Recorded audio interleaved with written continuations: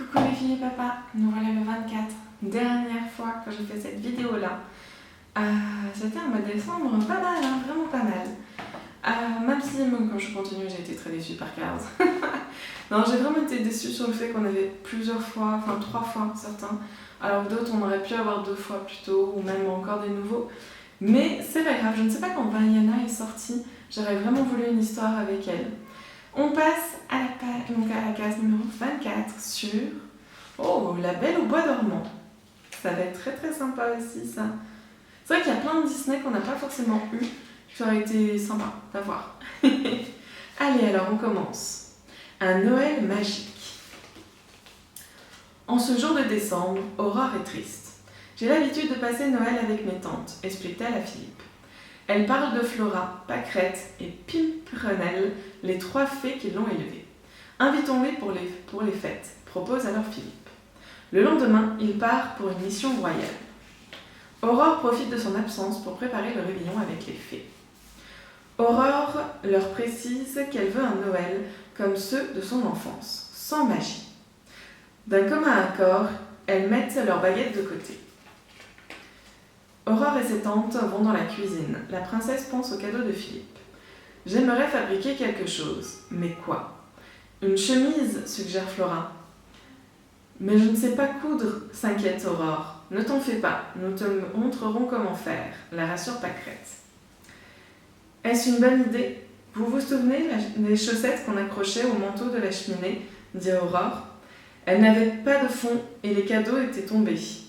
Pas d'inquiétude, nous avons progressé depuis, dit Pimprette en riant. Les fées apprennent à Aurore à faire une chemise, mais la princesse n'est pas convaincue par son œuvre.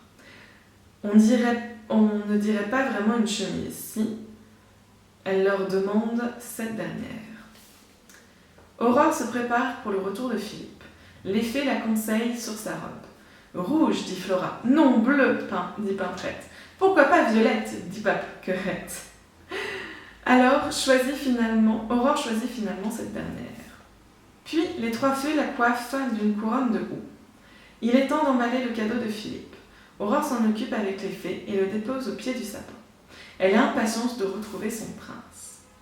Dès qu'il est là, Aurore lui demande de fermer les yeux. Et ne les ouvre pas avant que je te le dise. Elle le conduit dans le hall où les attendent les 3 fées. Maintenant, s'écrie Aurore. Philippe découvre un sapin décoré de guirlandes de travers, des gâteaux et des tartes brûlées.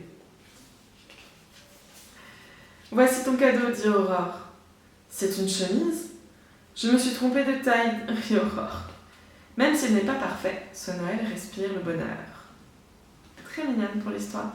Pour la dernière histoire de ce calendrier, vraiment c'est très très mignon. Je suis contente quand même, très très contente de ce magnifique calendrier. C'est vrai que c'est mignon, quoi, c'est Disney. Puis c'est des petites histoires, c'est vraiment très très sympa. Voilà pour cette fin de cette série, un peu longue pour moi. 24 x 2, ça fait beaucoup de vidéos, 48 vidéos là, juste jusqu'au 24, pendant 24 jours, c'était pas mal. Je suis très très contente de ce que ça a rendu.